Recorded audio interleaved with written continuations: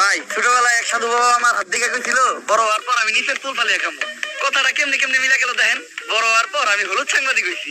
কিচ্ছু করার নাই, কপালে যদি চুল ফালানো লেখা থাকে তাহলে চুল ফালিয়ে খাইতে হইব। এখন প্রথমে যাবো কেক করতেতে, খুব ট্রেন্ডিং আছে, নিউজ বানাইলে লাখ লাখ ভিউ। তারপর যাবো সিজন ভাইয়ের ভাতের হোটেলে, যাই উল্টা পাল্টা প্রশ্ন করবো। সিজন ভাই সেই তো যাইবো, ভুলভাল উত্তর দিব, ভিডিও ছাড়লেই ভাইরাল। আর যেহেতু দুপুর হয়ে গেছে, ফ্রিতে গরুর মাংস দিয়ে এক প্লেট ভাত ছাড়িয়ে দিব, কাম হইলো খাওয়ানো হইলো। কি গো ভাই, এই জায়গায় এত মানুষ কে? কি হয়েছে এই জায়গায়? ভাই এই জায়গায় একটা লাশ খুন হয়েছে। ভাই দেখা তো মনে হইতাছে ৬-৭ বছরের কোনো বাচ্চা। নিউজটা নিয়ে নিব নাকি?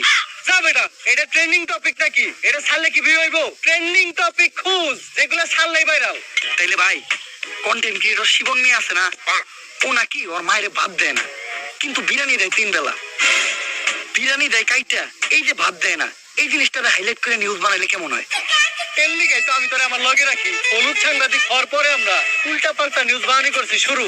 এখন থেকে আমি তোর শিষ্য, তুই আমার গুরু। তাইলে চলেন ভাই আগে এই নিউজটাই বানাই।